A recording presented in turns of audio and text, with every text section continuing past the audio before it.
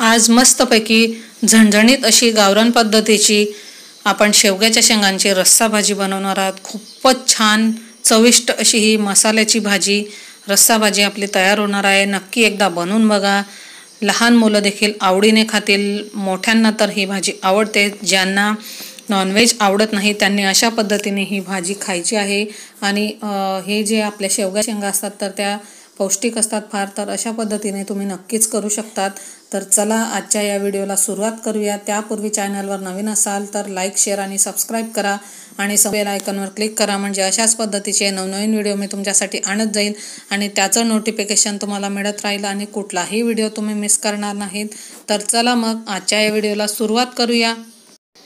तर झणझणीत अशी शेवग्याच्या शेंगांची रस्सा भाजी बनवण्यासाठी सगळ्यात आधी आपल्याला एका कढईमध्ये पाणी गरम करून घ्यायचं आहे आणि त्यामध्ये आपल्याला शेवग्याच्या शेंगा आहेत तर सोलून घेतलेल्या आहेत तर त्या टाकायच्या आहेत। आणि त्यानंतर आपल्याला त्यामध्ये थोडं चवीनुसार मीठ टाकून घ्यायचं आहे।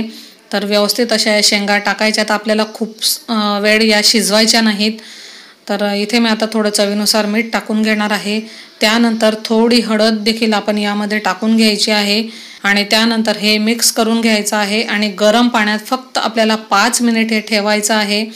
आता हे बघा अशा पद्धतीने व्यवस्थित मिक्स करायचं आहे आणि गॅस चालू ठेवायचा आहे। हाय फ्लेमवर फक्त आपल्याला 5 मिनिट हे ठेवायचं आहे आणि त्यानंतर आपण आपल्या शेंगा या शिजून होतील तोपर्यंत मसाला भाजून घेणार आहोत। तर इथे मी सगळ्यात आधी अर्धी वाटी सुक्या खोबऱ्याचे काप घेतलेले आहेत, तर ते आपल्याला अशा पद्धतीने भाजून घ्यायचे आहेत। तुम्ही इथे खोबऱ्याचा किस घेऊ शकतात। तर इथे मी आता हे खोबरं भाजून घेणार आहे। खोबरं आपलं भाजून झालेलं आहे। आता हे आपल्याला काढून घ्यायचं आहे आणि त्यानंतर आपल्याला आता यामध्ये या तव्यावरच आपल्याला कांदे टाकायचे आहेत। तर 3 मीडियम साईजचे कांदे मी उभे पातळ चिरून घेतलेले आहेत, आता ते टाकायचे आहेत आणि त्यानंतर आपल्याला बघा हे छान असे त्याचा रंग बदलेपर्यंत भाजून घ्यायचे आहेत। तर इथे मी आता हे कांदे भाजून घेणार आहे। गॅसची फ्लेम ही सुरुवातीला थोडी हाय ठेवायची आहे। इकडे बघा शेंगा आपल्या शिजलेल्या आहेत, म्हणजे 5 मिनिट झालेले आहेत। गॅसची फ्लेम बंद करून आता गरम पाण्यातच हे ठेवायचे आहेत। इकडे कांदे देखील बघा तुम्ही बघू शकतात कितपत मी हे भाजलेले आहेत, कांदे भाजलेले आहेत।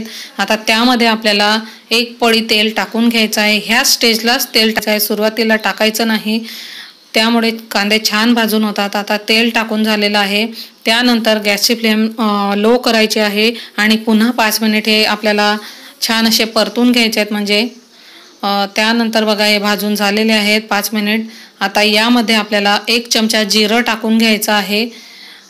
जिरं टाकून झाल्यानंतर यामध्ये आपल्याला 7 ते 8 लसणाच्या पाकळ्या आहेत त्या टाकायच्या आहेत। अर्धा इंच आलं टाकायचं आहे, त्याचे तुकडे केलेले आहेत ते आता यामध्ये मिक्स करून 1 मिनिट परतून घ्यायचं आहे। हे परतून झालेलं आहे। आता गॅसची फ्लेम लोच ठेवायची आहे। यामध्ये आपल्याला आता बघा धनेपूड टाकून घ्यायची आहे। तर इथे मी आता धनेपूड टाकून घेणार आहे। या प्रमाणात तुम्ही भाजी बनवली तर साधारण 4 ते 5 जणांना ही भाजी पुरते। तर इथे बघा मी आता 3 चमचे लहान चमचे धनेपूड टाकून घेतलेली आहे। याने घट्टपणा देखील येतो धनेपूडने भाजीला।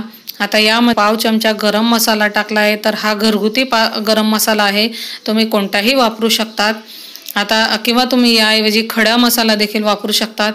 आता हे व्यवस्थित मिक्स झालेलं आहे आणि हे व्यवस्थित मिक्स झाल्यानंतर आपल्याला गॅसची फ्लेम ही बंद करायची आहे आणि त्यानंतर यामध्ये आपल्याला लाल तिखट टाकून घ्यायचं आहे। जर तुम्ही गॅसची फ्लेम चालू ठेवली तर लाल तिखट हे जळू शकतं आणि तुमची भाजी कडवट लागेल। तर इथे मी आता साधारण 2 चमचे लाल तिखट टाकून घेतलेलं आहे आणि त्यानंतर हे मिक्स करायचं आहे। आपल्याला गॅसची फ्लेम बंद करूनच ही आपण लाल तिखट टाकून मिक्स करायचं आहे आणि छान असं मिनिटभर मिक्स केल्यानंतर आपल्याला हे एका दुसऱ्या डिशमध्ये काढून घ्यायचं आहे। छान परतून झालेलं आहे। आता बघा इकडे मी हे दुसऱ्या डिशमध्ये काढून घेतलेलं आहे। आता हे थंड होऊ द्यायचं आहे आणि त्यानंतर आपल्याला काय करायचं आहे, हे वाटायचं आहे। सुरुवातीला खोबरं वाटून घ्यायचं, नंतर त्यामध्ये हे कांदा वगैरे आपला मसाला आहे तो टाकून वाटून घ्यायचा आहे। तर इथे मी आता हे थंड झाल्यानंतर वाटण तयार करून घेतलेलं आहे। ह्या वाटणाने तुम्ही दुसरी कुठलीही भाजी बनवू शकतात। आता तेल टाकून घेतलेलं आहे 3 चमचे, त्यामध्ये हा मसाला टाकायचा आहे आणि छान असा आपल्याला हा परतायचा आहे। मसाला टाकताना गॅसची फ्लेम लो करायची आहे, म्हणजे एकदा तेल तापल्यावर, आणि हळुवारपणे हा मसाला टाकायचा आहे, नाहीतर त्याचे शिंतोडे तुमच्या अंगावर ओढू शकतात. आता मस्तपैकी छान असं आपल्याला हे 3 ते 4 मिनिट तेल सुटेपर्यंत आपल्याला मसाला परताय. सुरुवातीला हा बघा मसाला परतत असताना आपल्याला तेल दिसत असेल. मसाला तेलात मिक्स केल्यानंतर तेल आपल्याला पुन्हा आपलं हे एक प्रकारे नाहीसंच होतं. त्यानंतर छान असं तेल सुटेपर्यंत आपल्याला हा पुन्हा परतून घ्यायचा आहे. तर इथे बघू शकतात छान असं तेल आपल्या याला कडेने सुटायला सुरुवात झालेली आहे. ह्या स्टेजला आपल्याला आता मिक्सरच्या भांड्यातच आपण ज्यामध्ये मसाला वाटला आहे त्यात थोडं पाणी टाकायचं आहे आणि तेच पाणी यामध्ये टाकून घ्यायचं आहे.